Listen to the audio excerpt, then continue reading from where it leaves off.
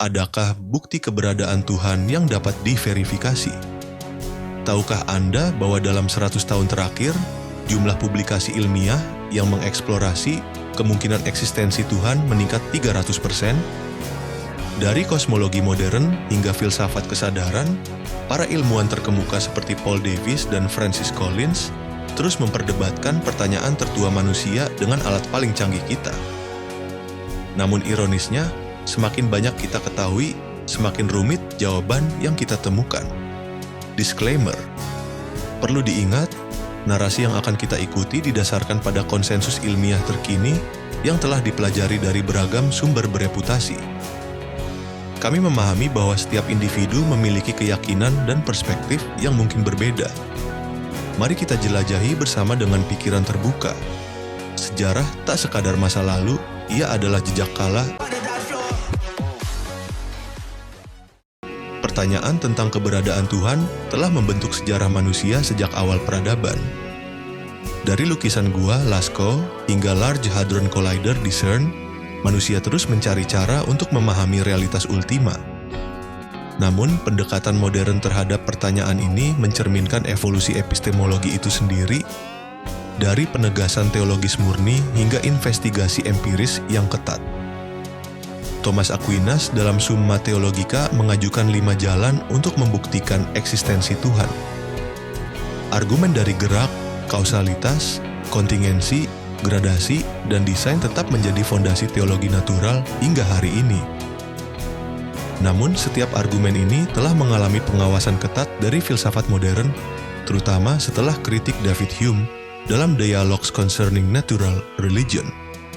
Argumen kosmologis kalam yang direvitalisasi oleh William Lane Craig menyatakan bahwa segala yang mulai ada memiliki penyebab, alam semesta mulai ada, oleh karena itu alam semesta memiliki penyebab. Pandangan ini tampaknya didukung oleh teori Big Bang, di mana ruang dan waktu itu sendiri memiliki awal yang terdefinisi 13,8 miliar tahun yang lalu. Bayangkan sebuah diskusi antara fisikawan kosmologi dan teolog. Fisikawan menunjukkan singularitas Big Bang sebagai titik di mana hukum fisika rusak. Teolog menginterpretasikan ini sebagai ruang untuk agen supernatural. Namun, fisikawan kemudian mengajukan model seperti universe bersiklus atau multiverse yang menghindari kebutuhan akan awal absolut. Roger Penrose dan Stephen Hawking dalam teorema singularitas mereka membuktikan bahwa ruang waktu harus memiliki awal dalam relativitas umum standar. Namun usaha Hawking kemudian untuk membuat model universe tanpa batas dalam A Brief History of Time menunjukkan ambiguitas yang melekat dalam kosmologi fundamental. Argumen desain mengalami kebangkitan modern dalam wujud intelligent design. Michael Behe mengajukan konsep irreducible complexity menggunakan contoh seperti flagel bakteria. Namun, penelitian oleh Kenneth Miller dan rekan menunjukkan jalur evolusioner yang mungkin untuk struktur kompleks ini. Paradoksnya, kecanggihan matematika di balik fundamental physics memberi amunisi baru untuk argumen desain. Eugene Wigner dalam The Unreasonable Effectiveness of Mathematics in the Natural Sciences merenungkan mengapa alam semesta tunduk pada deskripsi matematika yang begitu elegan. Paul Dirac mengamati bahwa God used beautiful mathematics in creating the world. Dalam quantum mechanics, fenomena seperti fine-tuning konstanta fundamental membangkitkan pertanyaan teleologis baru. Perubahan sekecil 1% pada kekuatan nuklir kuat akan membuat bintang tidak dapat terbentuk, meniadakan kemungkinan kehidupan berbasis karbon. Max Tegmark mengkatalogisasi 31 parameter yang harus disetel dengan tepat untuk kehidupan. Bayangkan seorang matematikawan mengkonsultasikan nilai-nilai konstanta di alam semesta. Mereka menemukan bahwa probabilitas mereka semua memiliki nilai yang tepat untuk kehidupan secara kebetulan adalah 1 dalam 10 kuadrat 229. Beberapa melihat ini sebagai evidence of design, sementara yang lain mengajukan multiverse hypothesis, di mana kita tentu hanya dalam satu dari banyak universe yang kebetulan dapat dihuni. Lee Smolin dalam The Life of the Cosmos mengusulkan seleksi alami kosmologis di mana alam semesta berkembang biak melalui pembentukan lubang hitam. Ini memberikan mekanisme naturalistik untuk fine-tuning tanpa perlu pencipta. Namun, teori ini tetap spekulatif dan belum terbukti secara empiris. Argumen Gödel untuk eksistensi Tuhan yang diterbitkan secara anumerta menggunakan logika modal untuk membuktikan kebutuhan entitas yang paling sempurna. Meskipun secara teknis valid dalam sistem aksiomatiknya, premis-premis yang mendasari tetap kontroversial di kalangan logika dan filsuf. David Chalmers merumuskan Hard Problem of Consciousness. Mengapa dan bagaimana kita memiliki pengalaman subjektif kualitatif?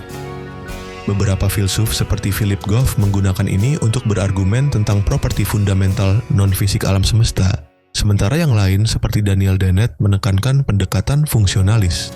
Stuart Hameroff dan Roger Penrose mengajukan Orchestrated Objective Reduction, di mana kesadaran muncul dari efek kuantum dalam mikrotubul neuron. Jika benar, ini dapat memberikan jembatan antara domain fisika kuantum dan pengalaman subjektif. Meskipun teori mereka tetap sangat kontroversial dalam neurologi mainstream. Bayangkan sebuah eksperimen pemikiran di mana AI canggih mengklaim memiliki qualia, pengalaman subjektif.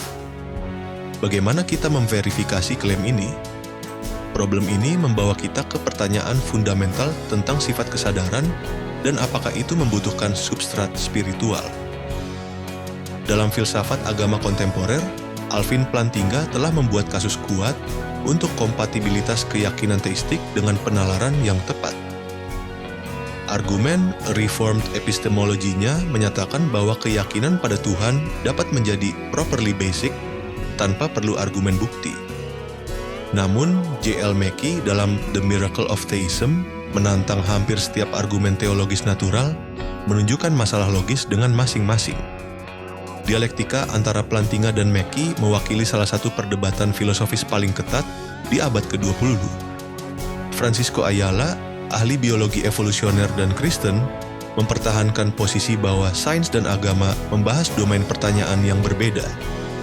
Dia menggambarkan argumen desain dalam biologi sebagai teologi buruk, karena mengharuskan Tuhan bertanggung jawab atas segala kekejaman dan ketidaksempurnaan di alam.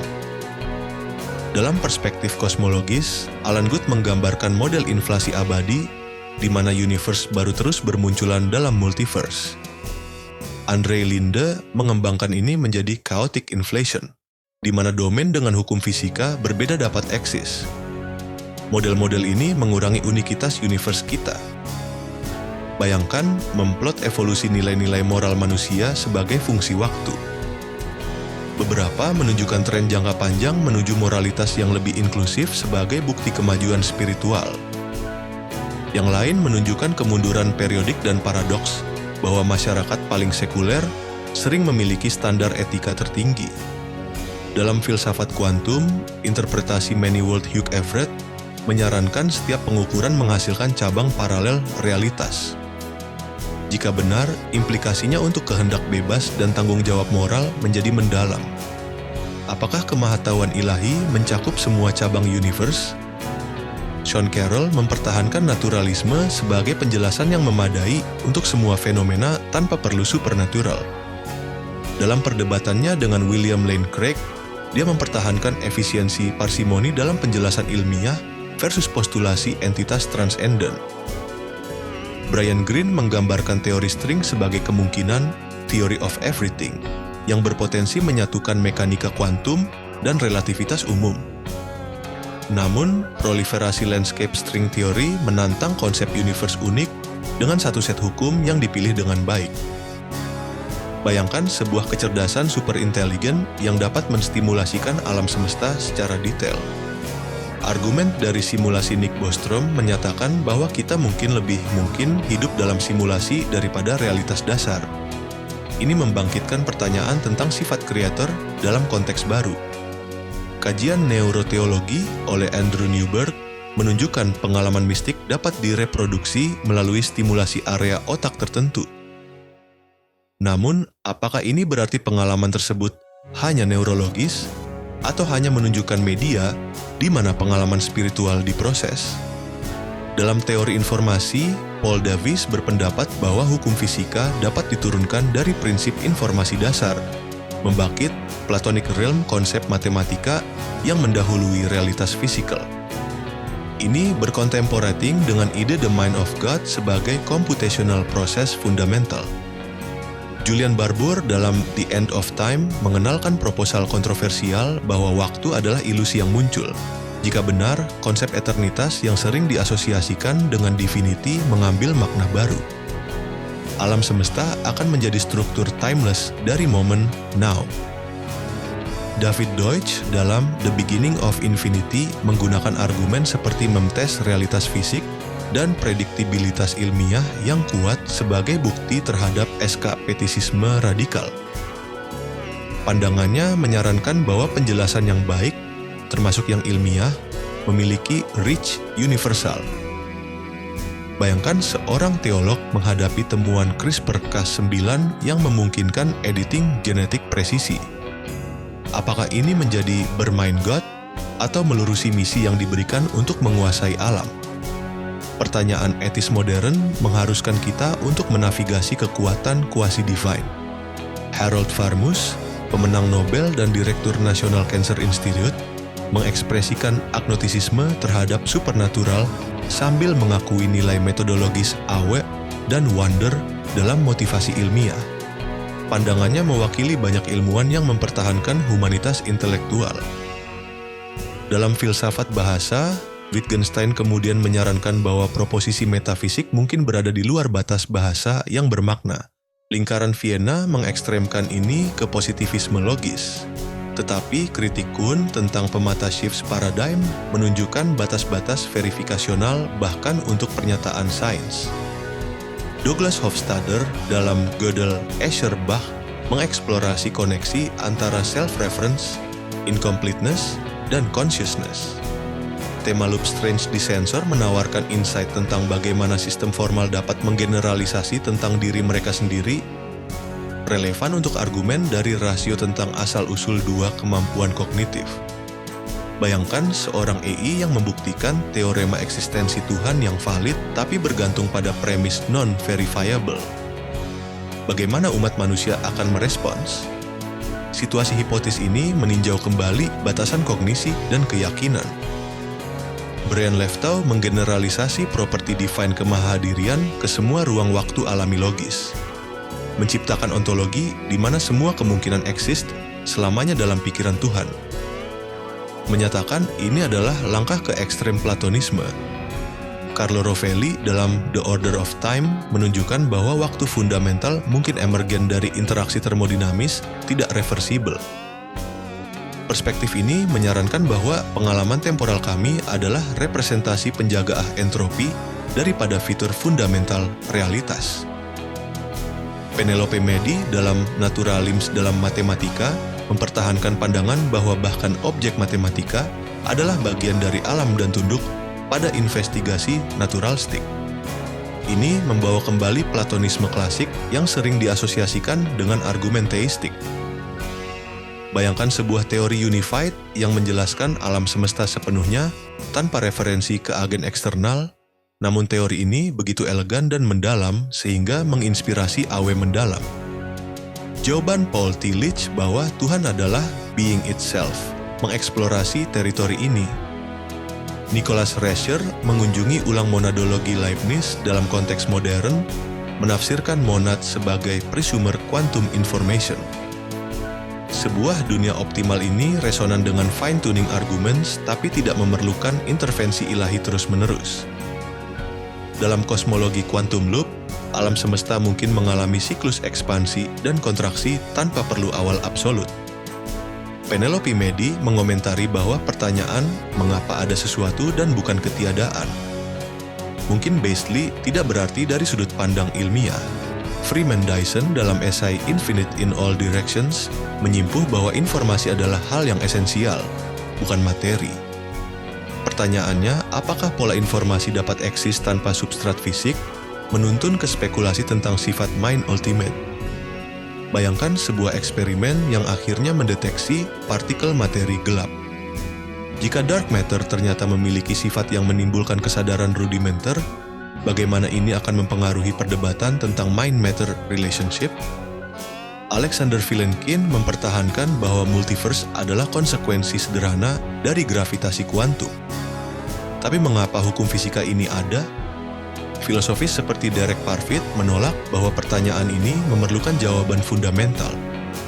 Jawaban yang terlihat konsisten adalah bahwa pertanyaan tentang keberadaan Tuhan, meskipun telah sangat diperdebatkan selama ribuan tahun, tetap berada pada batas penanganan manusia terhadap realitas.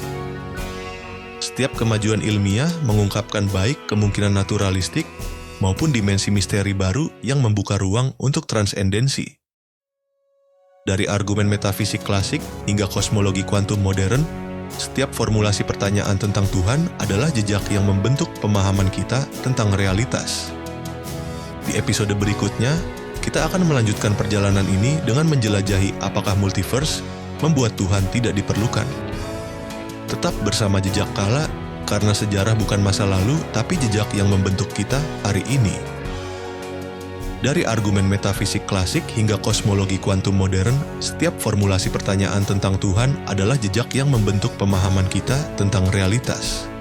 Kesimpulan yang muncul dari eksplorasi ini, pertama, pertanyaan tentang keberadaan Tuhan tetap berada di batas epistemologi manusia, meskipun sudah diperdebatkan ribuan tahun, tidak ada bukti empiris definitif pro atau kontra. Kedua, setiap kemajuan ilmiah mengungkapkan paradoks ganda, yaitu di satu sisi membuka kemungkinan penjelasan naturalistik baru, di sisi lain mengungkap dimensi misteri yang lebih dalam yang dapat diinterpretasikan sebagai membuka ruang untuk transendensi. Ketiga, perdebatan ini menghasilkan nilai intrinsik, mendorong umat manusia untuk terus menggali pemahaman lebih dalam tentang realitas, terlepas dari jawaban definitif yang mungkin tak pernah tercapai. Keempat, perspektif naturalistik dan teistik tetap kompatibel secara logis. Tidak ada kontradiksi fundamental antara penjelasan ilmiah dan kemungkinan agen transenden. Kelima, ketidakmampuan sains memverifikasi Tuhan bukan bukti ketidakberadaannya. Ini adalah konsekuensi alamiah dari kategori ontologi yang berbeda, bukan proof of absence. Sama seperti sains tidak dapat memverifikasi nilai moral absolut atau pengalaman estetika, namun kita tidak menyimpulkan bahwa hal-hal tersebut tidak ada. Esensinya adalah bahwa pertanyaan ini mungkin tidak dimaksudkan untuk dijawab secara final, tetapi untuk terus mendorong eksplorasi dan kontemplasi manusia tentang sifat realitas ultimat. Di episode berikutnya, kita akan melanjutkan perjalanan ini dengan menjelajahi apakah multiverse membuat Tuhan tidak diperlukan. Tetap bersama Jejak Kala, karena sejarah bukan masa lalu, ia adalah jejak kala yang membentuk kita hari ini.